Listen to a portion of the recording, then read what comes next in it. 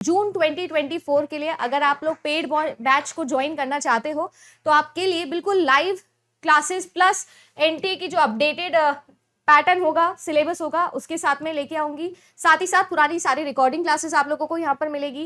Personalised course हो गया, मेरे पढ़ाने का तरीका आप लोगों को पता ही है, तो बिल्कुल उसी तरीके से कंप्लीट पेपर 1 और पेपर 2 आप लोगों के लिए लेके आऊंगी, जिसमें आपकी सारी की सारी जो है वो सब्जेक्ट्स अवेलेबल होने वाले हैं। रचना मैम एजुकेशन लेके आएंगे, पॉलिटिकल साइंस के लिए प्रीति मैम है, कंप्यूटर साइंस है, पब्लिक एडमिनिस्ट्रेशन है, इकोनॉमिक्स है, सोशियोलॉजी है, कॉमर्स है, हिस्ट्री है, ये सभी के सभी सब्जेक्ट्स आपके लिए यहाँ पर अवेलेबल होने वाले हैं। कैसे लेना है, जाना है आपको जेआरएफ अड्डा एप्लीकेशन के ऊपर। प्राइस क्या है, अभी की प्राइस सबसे नॉमिनल प्राइस है, कोड लगाना नहीं भूलेंगे, ये कोड आप लोगों को लगाना है। अगले 7 दिन के लिए आपके पास में एक्सेस है, 18 तारीख से आपका ये कोर्स स्टार्ट हो जाएगा। ट्रेन वाला जो क्वेश्चन है ना, सबसे पहले तो आप इसके टाइप समझो। ये जो टाइप है आप लोगों का, ये आता है निकल के एक ही टॉपिक सर, जो है आप लोगों का टाइम एंड डिस्टेंस वाला टॉपिक। यानी बचपन में हमने एक फॉर्मूला पढ़ा था, speed is equals to distance upon time, और ये वहीं का आप लोगों का सवाल है। बस फर्क सिर्फ इतना है कि ये जो कॉन्सेप्ट है ये रिलेटिव स्पीड से रिलेटेड है। किससे? रिलेटिव स्पीड से। तो आप सभी लोगों को रिलेटिव स्पीड या रिलेटिव डिस्टेंस, रिलेटिव टाइम के रिस्पेक्ट में यहाँ पर क्वेश्चंस पूछे जाते हैं। अब रिलेटिव का मतलब आपको पता है कि कंपेयर किया जाता है, और कंपैरिजन करने के लिए मिनिमम मेरे पास में 2 एट्रीब्यूट्स या 2 एलिमेंट्स होने चाहिए, तभी तो कंपेयर करोगे। तो 2 ट्रेन दे सकता है, 2 बोट दे सकता है, 2 फ्लाइट दे सकता है, कुछ भी दे सकता है। यूजुअली यहाँ पर ट्रेन वाले क्वेश्चन सबसे ज्यादा कॉमन है, और इनके कुछ फिक्स टाइप्स है, कुछ फिक्स टाइप्स हैं जो आज मैं आप लोगों को सिखाने वाली हूं। जैसे कि आप सबसे पहले इस क्वेश्चन को अच्छे से पढ़ो। क्या कह रहा है कि कोई एक ट्रेन थी, 32 किलोमीटर प्रति घंटे के हिसाब से ये चल रही थी, ठीक है। फिर क्या हुआ, इसने 108 मीटर की दूसरी ट्रेन को क्रॉस किया, उसकी स्पीड भी गिवन है 40 किलोमीटर प्रति घंटे, इसकी स्पीड आपको गिवन है। और ये क्रॉस करने का समय जो था ना, जो ये रिलेटिव टाइम था, ये भी हमको एग्जाम में गिवन है। आपको ये बताना है कि ये जो पहली वाली ट्रेन थी ना, इसका लेंथ कितना है अगर ये एक दूसरे के ऑपोजिट डायरेक्शन में चल रहे हैं तो। ओके, चलिए गाइस, तो टाइप 1 के साथ में शुरुआत करते हैं। सबसे पहले टाइप का जो तरीका आप लोगों के एग्जाम में पूछा जाता है, जैसे कि आप सभी लोग देख रहे हैं कि यहाँ पर एक ट्रेन है और आपके पास में एक आदमी है, ठीक है ना। अब ये जो आदमी है, इस आदमी की जगह पेड़ भी हो सकता है, इस आदमी की जगह कोई पोल भी हो सकता है, आदमी की जगह झंडा लहराता कोई दूसरा आदमी भी हो सकता है। यानी कि कुल मिला के आपसे जो टाइप 1 का क्वेश्चन पूछा जाता है वो पूछा जाता है पॉइंट सोर्स का, पॉइंट सोर्स ऑब्जेक्ट का। अब आप बोलोगे ये पॉइंट सोर्स ऑब्जेक्ट का क्या मतलब है? पॉइंट सोर्स ऑब्जेक्ट का मतलब ये है कि जो भी दूसरी क्वांटिटी है जिसके कंपैरिजन में ट्रेन को हम देख रहे हैं, उसकी कोई भी लेंथ ना हो। अब ये आदमी है, इसकी जो लेंथ है वो कंसिडरेबल नहीं है। कोई एक पॉइंट है, कंसिडरेबल नहीं है। कोई एक खंबा है, पोल है, कोई एक पेड़ है, कोई एक झंडा है, इन सब की लेंथ कंसिडरेबल नहीं होती है। यानी कि आप सभी लोगों को पूछा जा सकता है कि ट्रेन जो है वो किसी एक पॉइंट सोर्स ऑब्जेक्ट, यानी किसी आदमी को क्रॉस करती है, पोल को क्रॉस करती है, पेड़ को क्रॉस करती है, झंडे को क्रॉस करती है ना, किसी बोर्ड को क्रॉस करती है, इन सब की कोई लेंथ नहीं होती है। तो इनकी लेंथ हमको लेनी है 0, हर बार याद रखिएगा। या फिर आप लोगों से दूसरा टाइप का क्वेश्चन पूछा जा सकता है कि आप लोगों से कोई एक ट्रेन किसी एक प्लेटफॉर्म को क्रॉस कर रही है। अब यहां पर आदमी की स्पीड नहीं कंसिडर होगी, यहां पर ये प्लेटफॉर्म देखना है, इस पर थोड़ा गौर फरमाना है। ये जो ट्रेन है ये इस प्लेटफॉर्म को कवर कर रही है। अब मुझे एक बात बताओ, ये जो प्लेटफॉर्म है क्या इसकी लेंथ 0 हो सकती है? भाई प्लेटफॉर्म की एक कंसिडरेबल लेंथ होती है, यानी कि non point source object.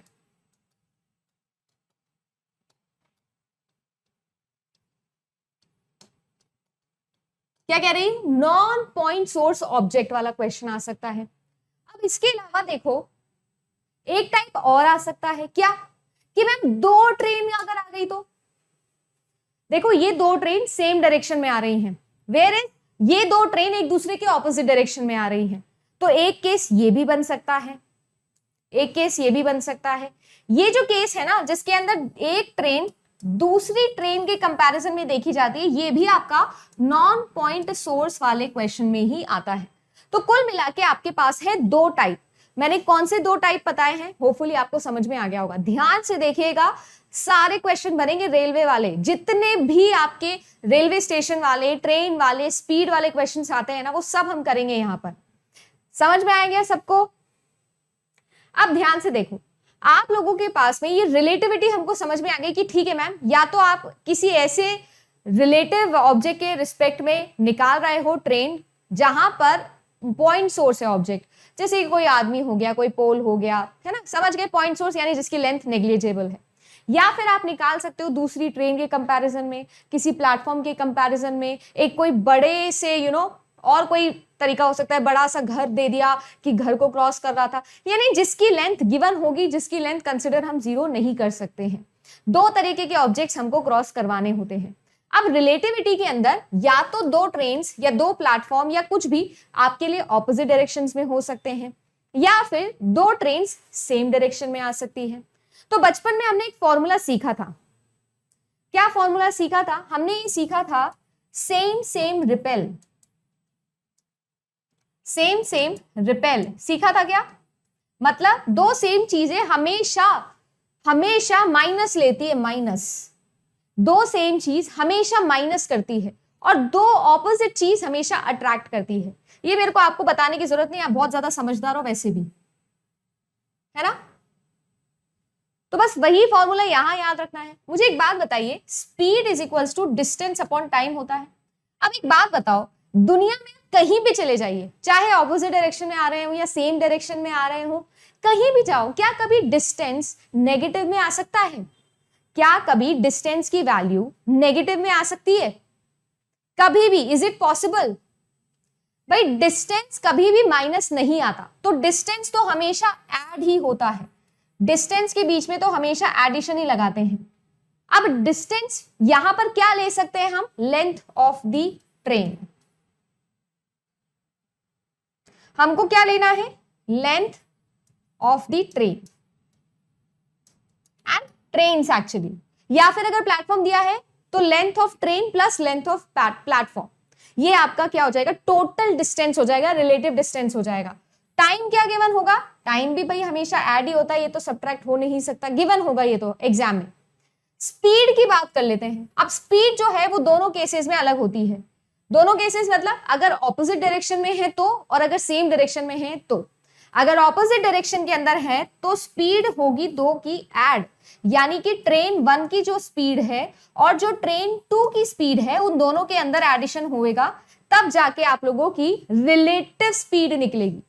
Where as अगर मैं बात करूं किसकी, जब ट्रेन सेम डायरेक्शंस में जा रही है तो जो रिलेटिव स्पीड है वो होगी माइनस, यानी कि जो फर्स्ट ट्रेन है उसमें से माइनस करेंगे सेकेंड ट्रेन की स्पीड को। बस ये एक कॉन्सेप्ट याद रखना है, आपके सारे क्वेश्चंस बन जाएंगे। समझ गए? है ना? ठीक है, बस अब यही सब करना है आपको। जैसे कि इस केस के अंदर अगर मैं नॉन पॉइंट सोर्स की बात करूं आप लोगों से, तो देखो जो आप लोगों की स्पीड होगी ना, स्पीड ये डिपेंड करता है कि प्लेटफॉर्म की तरफ आ रही है ट्रेन या प्लेटफॉर्म से दूर जा रही है। तो जो स्पीड है वो आपको निकालनी है रिलेटिव। अब ऑपोजिट आ रही है तो भी आपको पता है ऐड करना है, और सेम डायरेक्शन में जा रहे हैं दोनों तो आपको पता है सब्ट्रैक्ट करना है। और जो आप लोगों का डिस्टेंस होगा ना, speed is equals to distance upon time में जो डिस्टेंस होगा, वो डिस्टेंस क्या होगा? वो होगा length of train plus length of platform, या फिर जो भी आप लोगों को दूसरी ट्रेन गिवन हो, है नॉन पॉइंट सोर्स है तो किसी ना किसी की लेंथ होगी, अपॉन जो भी टाइम आप लोगों को गिवन है कि क्रॉस करने में कितना टाइम लगता है, क्या होता है, कैसे होता है। सेम चीज यहां पर लगानी है। तो स्पीड तो आपकी रिलेटिव निकलेगी ही, अगर ऑपोजिट है तो प्लस, सेम है तो minus, length of train plus 0। क्यों? क्योंकि मैम की कोई भी लेंथ हम नहीं लेते हैं। और टाइम किसका? मैम क्रॉस करने का। मुझे पता है अभी थोड़ा अजीब लग रहा होगा, पर ये कॉन्सेप्ट है। चलो मैं क्वेश्चन करके दिखाती हूँ, फिर समझ में आएगा। अब दोबारा से देखेंगे, ध्यान से देखेंगे, समझ के देखेंगे। आपसे कह रहा है कि train is travelling at the speed of 32 kilometre per hour. ठीक है जी, 32 किलोमीटर पर आवर की स्पीड से चल रही है। पहले ट्रेन की स्पीड ये है, दूसरी ट्रेन को क्रॉस कर रही है, एक ट्रेन दूसरी ट्रेन को क्रॉस कर रही है। तो जाहिर सी बात है कि यहां पर आप सभी लोगों को पता है कि डिस्टेंस क्या होने वाला है, ऐड होने वाला है। तो मान लीजिए ये ट्रेन 1 की लेंथ है प्लस दूसरे ट्रेन की लेंथ आपको गिवन है 108, क्रॉस करने में लग रहे हैं 12 मिनट, और दूसरे की स्पीड गिवन है आपको 40, और प्लस मैंने इससे लगाया है क्योंकि क्वेश्चन में बोला है कि दोनों एक दूसरे के ऑपोजिट डायरेक्शन के अंदर है। तो क्या मैं यहां से टी की वैल्यू निकाल सकती हूं? बिल्कुल निकाल सकते हैं, बट उसके लिए सबसे पहले याद रखेंगे यूनिट। टाइम एंड डिस्टेंस यानी स्पीड एंड डिस्टेंस में सिर्फ एक ही गलती होती है बच्चों से, वो क्या? अगर आपको कॉन्सेप्ट आता है तो यूनिट ध्यान रखना, एक है मीटर में, सेकंड में, और दूसरा है किलोमीटर पर आवर में। तो किलोमीटर पर आवर को मीटर पर सेकंड में कन्वर्ट करना पड़ेगा, तो उसके लिए कुछ नहीं, 5/18 से इसको मल्टीप्लाई कर दीजिए। और अगर मैं मीटर पर सेकंड से किलोमीटर पर आवर में जाना हो तो 18/5 से मल्टीप्लाई कर दूं। That is it, that is it. Question को सॉल्व करिए, आपका आंसर निकल जाएगा। तो ये कितना आएगा आप लोगों के पास में? 72। ठीक है ना, इसको आप 4 टाइम्स काट दे, सॉरी इसको आप 2 टाइम्स काट दो। ठीक है, इसको 2 टाइम्स काट दिया हमने और इसको 3 टाइम्स काट दिया, और 3 से 72 कट जाएगा आप लोगों का कितना टाइम्स? देखिए ये कट जाएगा 24 टाइम्स। 24 इंटू 5 करना है अब हम लोगों को, कर दीजिए। 5 4 20, 5 2 10 और 2, और माइनस कर दीजिए 108। ठीक है, कैलकुलेशन में देख लीजिएगा, कुछ गलती अगर नहीं हुई है तो यही हमारा आंसर बन जाएगा। ठीक है, अगर कैलकुलेशन में गलती नहीं है देख लेना, तो आपका यही आंसर है। बस उम्मीद करती हूँ कि कॉन्सेप्ट समझ में आ गया होगा, क्योंकि ट्रेन वाला कॉन्सेप्ट सबसे इंपॉर्टेंट है, आपके एग्जाम में बार बार आता है। जो लेट ज्वाइन कर रहे हैं उनको दोबारा बता देती हूँ।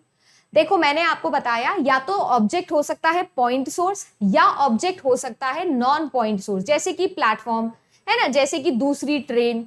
और आप सबको बस स्पीड का तरीका पता होना चाहिए। अगर 2 ट्रेन या एक ट्रेन एक प्लेटफॉर्म एक दूसरे के ऑपोजिट जा रहे हैं, आदमी और ट्रेन एक दूसरे के ऑपोजिट जा रहे हैं, तो स्पीड दोनों की हमेशा ऐड होगी। ऑपोजिट्स अट्रैक्ट वाला तरीका लगाया है। और अगर दोनों एक दूसरे के क्या जा रहे हैं, सेम डायरेक्शन में जा रहे हैं, सॉरी सेम डायरेक्शन में जा रहे हैं, तो क्या होगा? माइनस होगा, क्योंकि सेम सेम रिपेल करता है। चलिए जी, अपस्ट्रीम डाउनस्ट्रीम पे आ जाते हैं। चलो इसको भी सिखाती हूँ। सबसे पहले आप लोग ये देखिए, 2 GIF मैंने यहाँ पर आप लोगों के लिए लगाए हैं, एक है अपस्ट्रीम का और एक है डाउनस्ट्रीम का। ठीक है ना, ये क्या है? राफ्टिंग है। ये राफ्टिंग आप सब लोग जानते हैं ना, कभी नीचे जाते हैं कभी ऊपर जाते हैं, है ना। तो अब ये क्या हो रहा है, यहां पर ये लोग डाउनस्ट्रीम आ रहे हैं, नीचे की तरफ आ रहे हैं, ढलान पर जा रहे हैं। और यहां क्या हो रहा है, यहां पर चढ़ाई की तरफ जा रहे हैं, ऊपर की तरफ जा रहे हैं।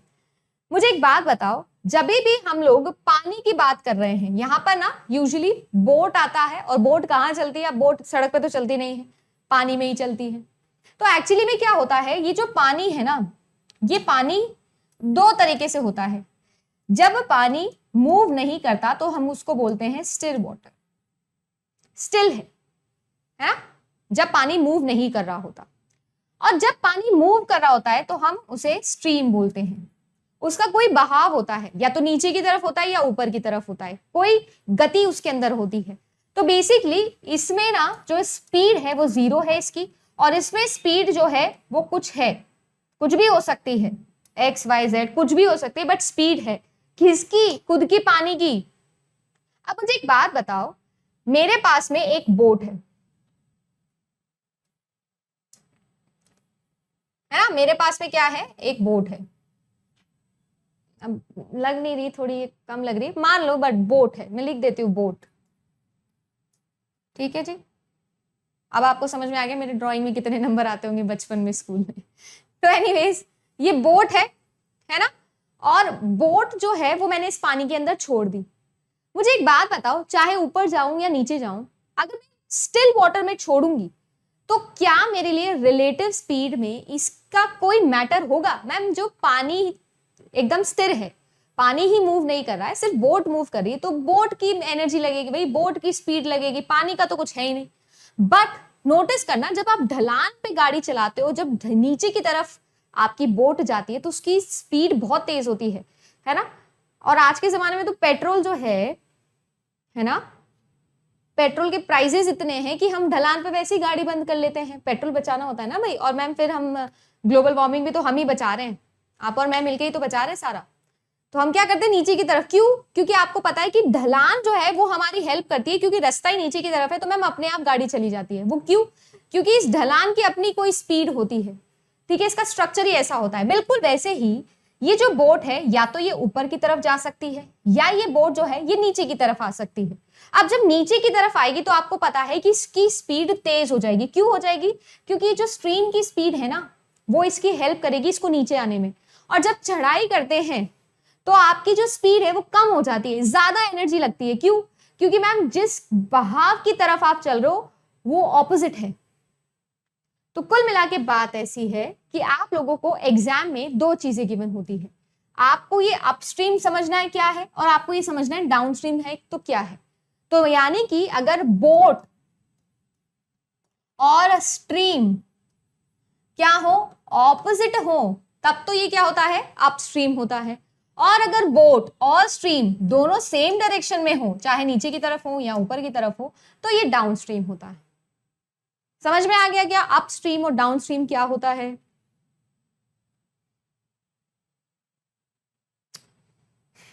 सभी को समझ में आ गया क्या? अगर आ गया है तो बहुत बढ़िया बात है। तो बस वही फॉर्मूला यहां पर लगाएंगे और आंसर हम लोग निकालेंगे। अब कैसे निकालेंगे? Speed is equal to distance upon time, जिंदाबाद। और मैं उसी से सारा फॉर्मूला निकालने वाली हूं। देखो आपसे कह रहा है कि जो बोट है वो 24 किलोमीटर अपस्ट्रीम का रास्ता कवर कर रही है 6 घंटे के अंदर और 20 किलोमीटर कर रही है डाउनस्ट्रीम 4 घंटे के अंदर। आपको ये बताना है बोट की स्पीड स्टिल वाटर के अंदर कितनी है और स्पीड ऑफ स्ट्रीम आपको बतानी है कि वो कितनी है। अब मुझे एक बात बताओ, अपस्ट्रीम एंड डाउनस्ट्रीम की मैं बात कर रही हूं, राइट? Upstream and downstream. तो अपस्ट्रीम के अंदर जो स्पीड होती है वो कैसे निकालते हैं? डिस्टेंस अपॉन टाइम से निकालते हैं। वो आप लोगों को गिवन है 24 अपॉन कितनी, 6। और डाउनस्ट्रीम के अंदर जो स्पीड होगी, ये स्पीड निकाल रही हूं ना, वो कितनी होगी? वो होगी आपकी 20 अपॉन 4। अब ये जो अपस्ट्रीम है, अभी अभी मैंने बताया स्पीड इसकी कितनी होगी, जो भी बोट की स्पीड है वो माइनस जो भी वाटर की स्पीड होगी वो। अपस्ट्रीम है ना, अपस्ट्रीम है।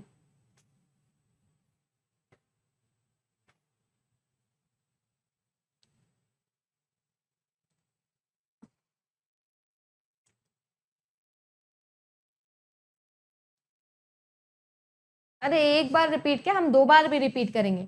अपस्ट्रीम है तो आपके पास में जो रिलेटिव स्पीड है वो ये निकल गई। और अगर डाउनस्ट्रीम है तो क्या होगा, मदद करेगा तो बोट में ऐड हो जाएगा आपका स्पीड ऑफ वाटर। ठीक है जी। यानी कि ये वैल्यू कितनी आएगी, 4, और ये वैल्यू कितनी आएगी, 5। यानी जो मेरी अपस्ट्रीम है, अपस्ट्रीम उसकी वैल्यू है 4 और डाउनस्ट्रीम की वैल्यू है 5।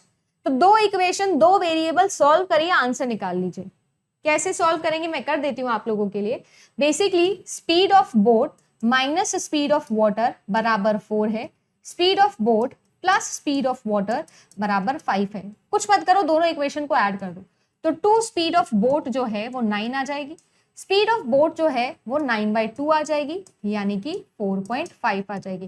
ये वैल्यू आप इसमें या इसमें किसी में भी डाल दीजिए, आपको स्पीड ऑफ वाटर भी मिल जाएगा। तो 4.5 स्पीड ऑफ वाटर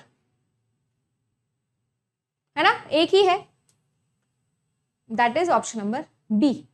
तो 4.5 एंड 0.5 आपका आंसर आ जाए।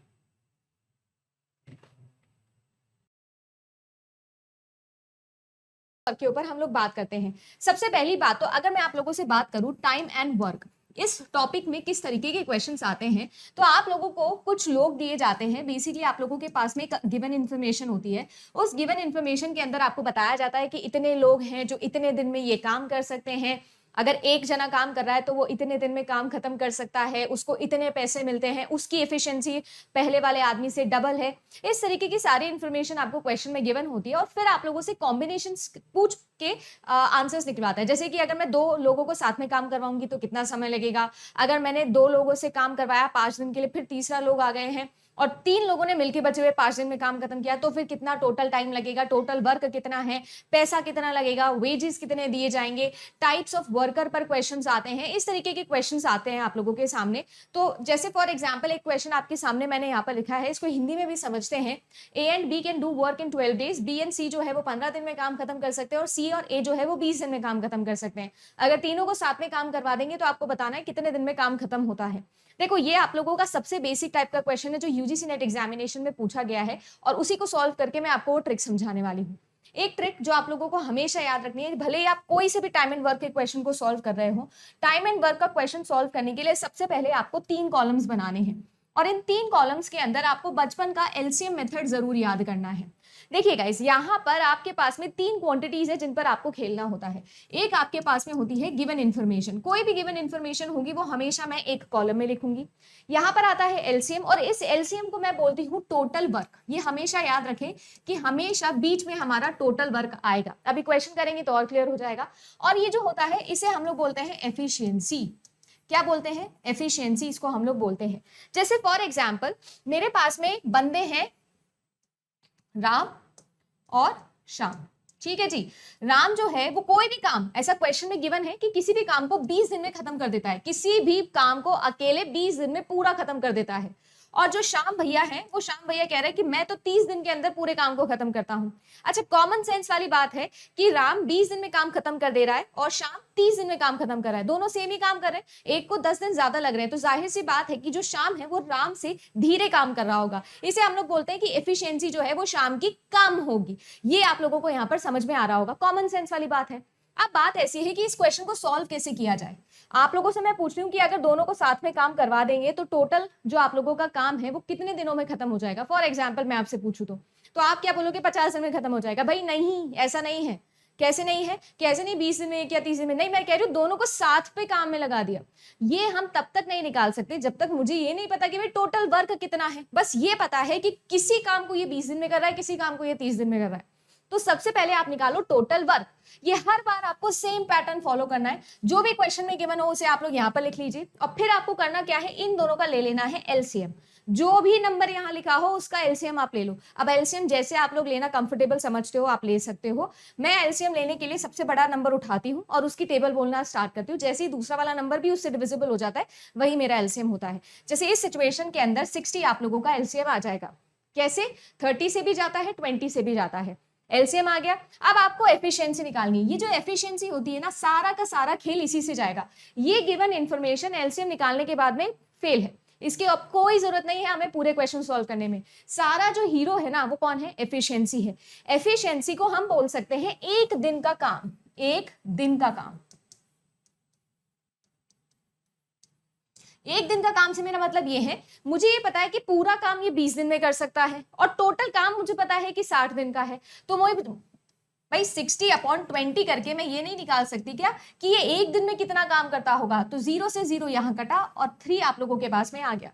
एक्चुअली मैंने किया क्या है, मैंने ये निकाल लिया कि राम 20 दिन में पूरा काम खत्म कर रहा था। बट मैं क्या पूछ रही हूँ आप लोगों से, बताओ कि एक दिन में राम कितना काम कर रहा था। तो एक दिन में राम 3 यूनिट का काम कर रहा था। इसको अक्सर मैं चेयर से समझाती हूँ क्योंकि मैंने भी चेयर से ही समझा था। मान लीजिए कि राम जो है वो 20 दिन में सारी चेयर्स बना देता है। कितनी? 60। कैसे निकाली? एलसीएम से। ये हर बार ट्रू होगा। अब शाम कितनी बना रहा है ये भी हम निकाल सकते हैं। कैसे निकाल सकते हैं मैम? 60 को आप डिवाइड कर दो 30 से, तो कितना आ जाएगा? 2 आ जाएगा। यानी कि राम एक दिन के अंदर 3 चेयर बना रहा है और शाम एक दिन के अंदर 2 चेयर बना रहा है, जो कि ऑब्वियस भी है। अभी आपसे बोला था राम 20 दिन में काम खत्म कर दे रहा है, तो ऑब्वियस ही बात है ना कि एक दिन के अंदर राम ज्यादा काम करता हो तभी तो शाम से 10 दिन पहले काम खत्म कर देता है। तो वो मैंने यहाँ पर प्रूव भी करके दिखा दिया। भाई एक दिन में जो ज्यादा काम करेगा ऑब्वियस ही बात है कि वो आप लोगों से काम जल्दी खत्म कर देगा। आप एक टॉपिक को पढ़ते हो, ठीक है ना, आपको एक टॉपिक पढ़ने में 3 दिन लग रहे हैं और किसी और को या आपके दोस्त को एक टॉपिक पढ़ने में 2 ही दिन लग रहे हैं, तो दोनों में से किसकी एफिशिएंसी ज्यादा अच्छी? उसकी एफिशिएंसी ज्यादा अच्छी। वैसे ही निकालना है। अब टोटल एफिशिएंसी बताओ मुझे कितनी आ गई? टोटल एफिशिएंसी आ गई मैम 5। इसका मतलब क्या है? इसका मतलब ये है कि एक दिन के अंदर दोनों राम जी और श्याम जी दोनों मिलके क्या कर रहे हैं, 5 चेयर बना दे रहे हैं। मैं आपसे कह रही हूं कि इनको बनानी है 60 चेयर और एक दिन में बना रहे हैं 5, तो 60/5 करके क्या मैं ये नहीं निकाल सकती टोटल चेयर कितने टाइम में बनेगी? भाई एक दिन में 5 बना दे रहे हैं और 2 दिन के अंदर कितनी बनाएंगे, 10। ऐसे करते करते करते करते क्या 12 दिन के अंदर, 12 डेज के अंदर ये पूरी की पूरी चेयर्स नहीं बना देंगे? बस यही आपको करना था और आंसर निकल जाना था। तो इस तरीके से आप इस क्वेश्चन को सॉल्व कर सकते हो। चलो ये तो फॉर्मेट है, प्रीवियस ईयर क्वेश्चन पे लगा के देखते हैं कि क्या ये हमारे ट्रिक काम की भी है कि नहीं है। जैसे आप लोगों से कह रहे हैं कि जो ए है और जो बी है ये किसी भी काम को 12 दिन में खत्म कर सकते हैं। ठीक है जी, तो मैंने लिख दिया भाई जो भी इंफॉर्मेशन गिवन होगी मैं वही लिखूंगी। ए और बी 12 दिन में किसी काम को खत्म करते हैं, मुझे फर्क नहीं पड़ता क्या काम है कैसा काम है, जो भी है कर देते हैं खत्म। फिर ये कह रहा है कि जो बी है वो सी के साथ में भी काम करता है और काम करके 15 दिन के अंदर काम खत्म कर देता है। ठीक है, करता होगा भाई। फिर कह रहा है कि ए है और सी है, ये जो है ये मिलके 20 दिन में काम खत्म कर देते हैं। जो भी इंफॉर्मेशन थी उसको मैंने निकाल लिया है। अब मुझे क्या करना है, एलसीएम लेना है। किस किस का एलसीएम लेना है, 12, 15 और 20 का। अगेन एलसीएम लोगे तो यहाँ पर आपके पास में एलसीएम आ जाएगा 60। कैसे आएगा, 20 में 3 बार मल्टीप्लाई करिए, 15 में भी चला जाता है, 12 में भी चला जाता है। और यहां पर मैं निकालने वाली हूं एफिशिएंसी, जो कि मेरा मेन हीरो है। अभी मैंने सॉल्व भी करके दिखाया आपको। एफिशिएंसी निकालने के लिए करना क्या होता है, इसको इससे डिवाइड कर दो, एफिशिएंसी निकल जाएगी। यानी कि 60 को 12 से करोगे तो 5 आ जाएगा, 15 से करोगे तो 4 आ जाएगा और 20 से करोगे तो 3 आ जाएगा। मेरे पास में यहाँ पर एफिशिएंसी निकल गई। एफिशिएंसी किसकी निकली है, ए और बी की, बी और सी की और ए और सी की। बस ये गलती करनी नहीं है, इसीलिए बोलती हूँ कि हमेशा गिवन इन्फॉर्मेशन पहले लिखेंगे उसके बाद क्वेश्चन सॉल्व करेंगे। यानी कि अगर मैं आप लोगों से बोलूं तो एक दिन के अंदर ए और बी मिलके 5 चेयर बना रहे हैं, एक दिन के अंदर ए और बी मिलके 5 चेयर बना रहे हैं। उसी तरीके से यहां पर बी और सी मिलके कितनी बना रहे हैं, 4। इसी तरीके से ए और सी मिलके कितनी बना रहे हैं, 3। तो क्या मैं ये बोल दूं कि A plus B plus C plus A plus B plus C, आप सबको ऐड कर दीजिए, ये बराबर कितना आ गया, 4 + 3 + 5। तो क्या मैं ये बोल दूं कि twice of A plus B plus C बराबर कितना आ गया, 5 और 3 8 और 4 12। यानी कि तीनों की साथ में अगर एफिशिएंसी निकालनी हो तो वो आ जाएगी 6। और यही हमको निकालना है क्या, कि अगर ये तीनों साथ में काम करेंगे तो टोटल काम को कितने दिन में कर देंगे। टोटल काम था कि 60 चेयर बनानी थी, एक दिन में तीनों लोग मिलके बना दे रहे हैं 6, तो टोटल कितने दिन में काम खत्म कर देंगे, 10 दिन के अंदर काम खत्म कर देंगे। और यही आप लोगों का करेक्ट आंसर था। इस तरीके से आप क्वेश्चन सॉल्व कर सकते हैं और जल्दी से आंसर निकाल सकते हैं। ठीक है ना, मुझे नहीं पता आप लोग कैसे करते हो, एक्स मान के करते हो, वाई मान के करते हो, जो भी आप करते हो एक बार इससे ट्राई करिएगा, आपके सब क्वेश्चंस बनेंगे और बहुत आसानी। नेक्स्ट क्वेश्चन या नेक्स्ट ट्रिक जो है वो मैं आपको सिखाने वाली हूं प्रॉफिट एंड लॉस की। सबसे मजेदार टेस्ट जो ट्रिक है वो आपकी यही होने वाली है। तो आइए जी डिस्कस करते हैं। आप लोगों से कह रहा है कि at what percentage above the cost price must an article be marked so that there is a gain of 33%, even हमने डिस्काउंट दिया है 5% का। ये है आप लोगों के 2019 का previous year question UGC net examination में। सिर्फ 2 चेंजेस मैंने किए हैं, डिस्काउंट वैल्यू चेंज कर दी है और मैंने गेन वैल्यू चेंज कर दी है। गेन वैल्यू आपको 8% दिया था और डिस्काउंट आपको 10% दिया था। बिल्कुल सेम ही तरीके से सॉल्व होगा, मैंने सिर्फ वैल्यू चेंज की, बिल्कुल सेम फॉर्मेट है। अब सबसे पहली बात तो यहाँ पर हमको ये चीज पता होनी जरूरी है, एक आपके पास में होती है एमआरपी और डिस्काउंट हमेशा एमआरपी पे लगता है। एक होता है कॉस्ट प्राइस और एक होता है सेलिंग प्राइस। तो कॉस्ट प्राइस और सेलिंग प्राइस क्या है, जिसमें खरीदा वो कॉस्ट प्राइस, जिसमें बेचा वो सेलिंग प्राइस। सेलिंग प्राइस में से कॉस्ट प्राइस माइनस करके हम प्रॉफिट निकालते हैं। ये चीज तो बेसिक चीज हो गई। अब यहां पर देखो जो मैं ट्रिक आपको सिखाने वाली हूं ना, वो ट्रिक क्या ट्रिक है, वो ट्रिक ये है कि आपको चलानी है जी गाड़ी। कैसी गाड़ी, आप जाएंगे सीपी से एसपी और एसपी से जाएंगे जी एमपी की तरफ। हमेशा याद रखेंगे, सीपी से जाएंगे एसपी, एसपी से जाएंगे एमपी। ट्रिक इसी तरीके की काम है। आप गाड़ी चलाएंगे और एक टर्न ले लेंगे, या फिर आप उल्टी गाड़ी भी चला सकते हैं। मेरे कहने का मतलब है यहां पर मैं बनाने वाली हूं एक रेशो का फॉर्मूला, और वो फॉर्मूला कैसे चलेगा, आप अगर कॉस्ट प्राइस से शुरू कर रहे हैं तो उसको मल्टीप्लाई करेंगे सेलिंग प्राइस से और डिवाइड कर देंगे मार्क्ड प्राइस से। या फिर अगर आप उल्टा चला रहे हो तो मार्क्ड प्राइस को मल्टीप्लाई करोगे सेलिंग प्राइस से और डिवाइड कर दोगे जी कॉस्ट प्राइस पे। ये डिपेंड करता है कि क्वेश्चन किस टाइप का है। यूजुअली आप लोगों के यूजीसी नेट में इस टाइप के क्वेश्चंस आते हैं, एसएससी के अंदर इस टाइप के क्वेश्चंस आते हैं। चलो हम ट्राई करते हैं इस वाले फॉर्मूले से, और कुछ नहीं है, यही ट्रिक है। सीपी एसपी एमपी लिखना है और गाड़ी चलानी है, तो CP multiply by SP multiply by और डिवाइडेड बाय मार्क्ड प्राइस आपको करना है। अप्लाई करके देखते हैं होता है कि नहीं होता है। आपसे कह रहा है कि अगर मेरे पास में कोई एक आर्टिकल है, मैं मान लेती हूँ कि उसकी कॉस्ट प्राइस है 100, हर बार मैं कॉस्ट प्राइस को 100 ही मानती हूँ। आपसे ये कह रहा है कि इसकी मार्क्ड प्राइस जो है वो मैं क्या रखूं, या मैं कितने पर उसकी मार्क्ड प्राइस को रखी गई है, कितने पे रखी गई है, मैम कह रहे हैं डिस्काउंट पे रखी गई है। अच्छा जी, 5% डिस्काउंट पे रखी गई है। 5% डिस्काउंट, तो 100 का 5% डिस्काउंट कितना होगा, 95 हो जाएगा। ये क्या है, ये मेरी मार्क्ड प्राइस हो गई। आपसे ये कह रहा है कि इसको गेन कितने का हो रहा है, इसको गेन हो रहा है यानी कि सेलिंग प्राइस हो रही है 133 की। कैसे निकाला, कह रहा है मैम 100 पे 33% का फायदा हो रहा है, तो 100 पे 33% मतलब 133। अब आपको समझ में आ गया होगा कि हर बार सेलिंग प्राइस को हम 100 क्यों लेते हैं। तो क्या हो गया, एसपी आ गया, सीपी आ गया, एमपी आ गया। गाड़ी चला दूं, गाड़ी चला दीजिए।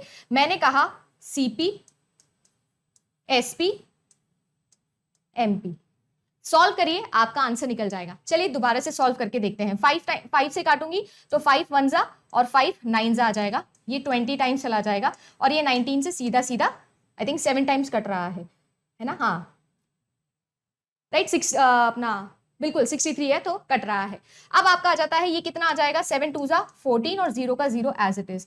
और ये जो वैल्यू निकली है, ये वैल्यू हमने किसकी निकाली है, जो क्वेश्चन में पूछा गया है वो आस्किंग वैल्यू किसकी है, कॉस्ट प्राइस की है। पर मैम आपने तो कहा कि हमने माना है 100, आपने तो कहा 100, हमारे अकॉर्डिंग तो 100 था, पर क्वेश्चन के अकॉर्डिंग तो 140 आ रहा है, मतलब 100 पे कितना का गेन हो गया, 40% का गेन हो गया, और आंसर आप लोगों का आ जाएगा 40%। Very basic very simple trick. उम्मीद करती हूं कि मजा आया होगा ये ट्रिक सीख के। कुछ भी नहीं किया, according to question value set करी, हमेशा कॉस्ट प्राइस को 100 मानेंगे और उसके अकॉर्डिंग मार्केट प्राइस निकालो और सेलिंग प्राइस निकालो। 100 इसीलिए मानते हैं क्योंकि 100 का 1%, 2%, 10%, 1000% निकालना बहुत आसान होता है। परसेंट अगर आपको निकालना, सबसे ज्यादा famous question simple interest compound interest का है कि रेट कैसे निकाली जाती है। रेट निकालने वाला क्वेश्चन हर साल एग्जाम में आता है। एक क्वेश्चन लाई हूं आप लोगों के लिए जो आपके पिछले साल 2020 के एग्जाम में पूछा गया था कि rate at which a some becomes 4 times of itself in 15 years. तो आपको ये बताना है कि यहां पर रेट है कितनी। बेसिकली आप लोगों को क्वेश्चन में कह रहा है कि कोई एक सिंपल इंटरेस्ट की वैल्यू थी, जो ये सिंपल इंटरेस्ट की वैल्यू थी वो सिंपल इंटरेस्ट की वैल्यू 4 टाइम्स हो गई अपने ओरिजिनल वैल्यू की, जो न्यू है वो 4 टाइम्स हो गई कितने साल में, 15 साल में। तो आप हमें ये बताओ कि कितने परसेंट की रेट थी। अब आपको पता है simple interest is equal to होता है PRT अपॉन 100, तो हमको ये रेट वैल्यू निकालनी है, हमको ये रेट वैल्यू निकालनी है। अब प्रिंसिपल मानो, फिर टाइम लगाओ, ये करो वो करो, इक्वेशन बनाओ, इन सब की कोई जरूरत नहीं है। सीधा सीधा रेट का फॉर्मूला ही मिल जाए तो आपको और कुछ भी नहीं करना है। अगर ये क्वेश्चन सिंपल इंटरेस्ट में आ गया तो रेट का फॉर्मूला होता है n-1 अपॉन 100, बस इतना ही करना है जी। जहां पर n क्या है सोच के देखिए, sorry n-1 upon t into 100, जहां पर n क्या है, n है आप लोगों का टाइम्स, आपका t क्या है जो आपको टाइम गिवन है, और मल्टीप्लाई बाय 100 आपको करना है। इस क्वेश्चन के अकॉर्डिंग टाइम्स मुझे गिवन है 4, तो 4 - 1 कर देना है। टाइम मुझे गिवन है 15 साल, मल्टीप्लाई कर दो 100 से, तो करेक्ट आंसर आ जाएगा 3/15 मल्टीप्लाई बाय 100। तो ये कट गया 5 टाइम्स और ये कट गया आप लोगों का 20 टाइम्स, यानी करेक्ट आंसर हो जाएगा आपका 20%। 20% का ब्याज दर था या रेट थी आप लोगों की, जिससे आप लोगों का कोई भी एक सम सिंपल इंटरेस्ट के अंदर 15 साल में चौगुना हो गया, 4 टाइम्स हो गया। तो आपने करना क्या है, आपने लगाना है ये फॉर्मूला। तो जो नेक्स्ट ट्रिक मैंने आप लोगों को सिखाई है वो नेक्स्ट ट्रिक क्या है, मैं ये भी यहाँ पर नोट डाउन कर देती हूँ। ये नेक्स्ट ट्रिक ये है कि अगर सिंपल इंटरेस्ट में गिवन हो तो आपको क्या करना है, n-1 करना है, डिवाइड करना है t से और मल्टीप्लाई कर देना है इसको 100 से। ये किससे निकलेगा, रेट, किसमें, सिंपल इंटरेस्ट में। अच्छा एक चीज बताओ, सेम चीज कंपाउंड इंटरेस्ट में आ गई तो क्या करोगे, तो भी फॉर्मूला बता देते हैं जी। कंपाउंड इंटरेस्ट के अंदर क्या करना है, आपको निकालनी है, सॉरी रेट, करना क्या है, आपको लेनी है n, उसको करना है 1/t, माइनस करना है, ये आ गया आपके पास में, अपॉन में यहाँ कुछ नहीं आता है, अपॉन में कुछ नहीं आएगा, n 1/t minus 1। Compound interest का अगर फॉर्मूला भी याद हो तो हमेशा याद रखिएगा, t जो है वो पावर में चलता है, आप लोगों को इस तरीके से सॉल्व होता है, बायनोमियल वगैरह लगानी पड़ती, कुछ नहीं लगाना, डायरेक्टली ये करना है। इवन मैं तो डायरेक्टली आपको बिना फॉर्मूला यूज करे कंपाउंड इंटरेस्ट को भी सॉल्व करना सिखा सकती हूँ, वो किसी और दिन किसी और वीडियो में सीखेंगे, बट फिलहाल के लिए आप ये याद रखिए। इसी क्वेश्चन के लिए करके दिखा दूं, आप लोगों से बोला था कि 4 टाइम्स हो गया 15 साल के अंदर। अब हो सकता है वैल्यूज थोड़ी एब्रप्ट आ जाए क्योंकि question according to simple interest पूछा गया था, बट चलो हम ट्राई करके देखते हैं। n टाइम्स अगेन 4 आ जाएगा, पावर जो है वो 1/15 हो जाएगी, -1 हो जाएगा, मल्टीप्लाई बाय 100 हो जाएगा, है ना। अब वैल्यूज जैसे मैंने कहा थोड़ी एब्रप्ट आ गई है, वो कोई टेंशन वाली बात नहीं है आप लोगों के लिए। आपको पता है कि जब कंपाउंड इंटरेस्ट देगा ना तो आप लोगों से इस तरीके से डिफिकल्ट वैल्यूज नहीं देगा, या आपको ऐसी वैल्यूज देगा जो जल्दी से सॉल्व हो जाएगी, 2 साल 3 साल इस तरीके से आपको वैल्यूज देगा। तो आपको तरीका ये रखना है, n की पावर 1/t -1 इंटू 100 आपको कर देना है। उम्मीद करती हूँ कि ये 2 फॉर्मूला से आपके रेट वाले क्वेश्चंस आसानी से हो जाएंगे। एक चीज आपको और हिंट यहाँ पर देती हूँ, यूजीसी नेट एग्जामिनेशन जो होता है ना उसको 16 2/3% ये बड़ा पसंद है जी। वो हर बार रेट आपको 16 2/3 या 14 2/7, यूजुअली 16 2/3 ये बड़ा पसंद है। तो इस फ्रैक्शन को या इस मिक्स्ड फ्रैक्शन को आप 1/6 से हमेशा याद रखना। ये क्या होता है, 1/6 होता है, यानी कंपाउंड इंटरेस्ट में सोचो कि आप लोगों को ये दिख जाए कहीं, तो आप याद रखिएगा कि इसको आप 1/6 से डायरेक्टली रिलेट कर सकते हो। हिंट दे रही हूं, ये तो डिपेंड करेगा कि कैसा क्वेश्चन एग्जाम में आता है। नेक्स्ट क्वेश्चन देखिए, या नेक्स्ट ट्रिक हम लोग सीखते हैं, सिंपल इंटरेस्ट और कंपाउंड इंटरेस्ट की है। आपसे कह रहा है कि कोई एक अमाउंट था जो 10 साल के अंदर 3 गुना हो गया। अगर सेम चीज मैं बोलूं कि 7 साल में कितने गुने होगी, तो ये आप मुझे बताइए। हम इसको सिंपल इंटरेस्ट से ही करके देखेंगे, फिर कंपाउंड इंटरेस्ट के भी ट्रिक सीख लेंगे। चलिए करके देखते हैं। इसके ट्रिक ये है कि आप लोगों को यहाँ लिखना है टाइम्स और यहाँ पर आप लोगों को लिखना है ईयर। फॉर्मेट दिखा रही हूँ, फिर आप लोग अपने आप जज करना। क्वेश्चन में आपको गिवन है 2 चीजें, एक आपको गिवन है कितना गुना हो गया और आपको एक गिवन है कितने साल में हो गया। क्वेश्चन में गिवन है कि 3 गुना हो गया 10 साल के अंदर, 3 गुना हो गया 10 साल के अंदर। तो आपसे ये बोल रहा है कि 7 साल के अंदर कितना गुना हुआ होगा, 7 साल के अंदर कितना गुना हुआ होगा, ये क्वेश्चन आप लोगों से पूछा जा रहा है। आपको यहां पर क्या करना है, देखो 2 तरीके हैं इसे सॉल्व करने के, यानी कि बेसिकली सिंपल इंटरेस्ट या कंपाउंड इंटरेस्ट। अगर सिंपल इंटरेस्ट के अकॉर्डिंग सॉल्व करना है तो आप देखिएगा ध्यान से करा क्या है, आप इस वैल्यू में से -1 करके यहां लिख लीजिएगा, तो ये आ गया 2। इस वैल्यू में से भी -1 करके यहां लिख दीजिएगा, तो ये आ जाएगा आप लोगों का x। ये क्या आ जाएगा, x। ध्यान रखेंगे सबसे पहले यही चीज करनी है, और फिर इस चीज को इससे मल्टीप्लाई कर देना है और इससे कर देना है डिवाइड, जो कि बराबर आती है इसके। करके दिखाती हूं। 7 जो है वो बराबर आपके कितने के आएगा, x multiply by 10 divided by 2। किया क्या है, ये टाइम्स है, ये ईयर है। हर बार लेफ्ट में टाइम और राइट में ईयर लिखूंगी। ये 3 गुना हो गया है 10 साल के अंदर, कितना गुना हुआ होगा 7 साल के अंदर। सिंपल इंटरेस्ट से किया है, 3 में से -1 मतलब टाइम्स में से हमेशा -1 करना है, तो टाइम्स में से -1 किया, 3 - 1 किया तो 2 आ गया। ये मैंने कोई वैल्यू मान ली थी, कुछ भी होगी, उसमें से -1 करके x आ गया था, मैं मान लेती हूँ क्योंकि आस्किंग वैल्यू है, निकालनी है। ये किया 10, ये किया 7, तो ये जो आपकी वैल्यू आती है ना, ये नीचे राइट कॉर्नर वाली वैल्यू, ये कैसे आती है, ये आती है इसको इससे क्रॉस मल्टीप्लाई करो और इससे इसको डिवाइड कर दो, वो जो मैंने आपको लिख कर दिया है। अब आप इसको सॉल्व करके देखिए, ये कितना आ गया 14, ये कितना आ गया x मल्टीप्लाई बाय 10, कितना आ गया जी, x मल्टीप्लाई बाय 10। अब यहां पर क्यों फॉर्मूला सेट नहीं हो रहा, क्योंकि ये जो क्वेश्चन है ये आप लोगों को गिवन था in respect of compound interest. Although यहां पर क्या आ जाएगा, 14 डिवाइडेड बाय 10 बराबर x आ जाएगा। तो यहां पर ये क्या हुआ है, 1.4 आ गया है। ये कितना हो गया, 1.4। सही बात है, ये कितना आ गया जी, 1.4 आ गया है। अब आपने ये x की वैल्यू निकाली है जो कि -1 करके आई थी, तो अब आप इसमें कर दीजिए ऐड 1, यानी कितना 2.4। तो ये कितना हो गया, 2.4 टाइम्स हो गया जी, 2.4 टाइम्स। और ये हो सकता है 10 साल के अंदर 3 गुना हुआ है, तो 10 से आप देख लो 3 साल के आसपास कम वैल्यू है, तो कितने हुई होगी, 2.4 तक पहुंच गए होंगे, और फिर 0.6 गुना बढ़ गया होगा अगले 3 साल के अंदर, तो आप लोगों का वैल्यू निकल गया। तो करेक्ट आंसर क्या निकलेगा, 2.4 टाइम्स हो जाएगा ये 7 साल के अंदर। उम्मीद करती हूं कि समझ में आया होगा, जिसको नहीं आया एक बार दोबारा पीछे जाइएगा, रिपीट करिएगा, समझ में आ जाएगा। अच्छा, सेम चीज कंपाउंड इंटरेस्ट में पूछे तो कैसे करनी है, जैसे फॉर एग्जांपल ये वाला क्वेश्चन देखिए, इस क्वेश्चन को मैं प्रीवियस ईयर क्वेश्चन के तौर पे लेके आई हूं। चलिए देखते हैं। कोई भी एक सम ऑफ मनी है जो डबल करता है itself at a compound interest in 5 years। Again वही चीज लिखूंगी, ये है आपका टाइम्स, ये है आप लोगों का ईयर। डबल हो गया है, 2 टाइम्स हो गया है, कितने साल के अंदर? 5 साल के अंदर। आपसे ये कह रहा है कि कितने साल के अंदर ये 8 गुना होगा। अब इस बार साल पूछे हैं, पिछली बार टाइम्स पूछा था, इस बार साल पूछे हैं। पिछली बार सिंपल इंटरेस्ट में था, इस बार कंपाउंड इंटरेस्ट के अंदर है।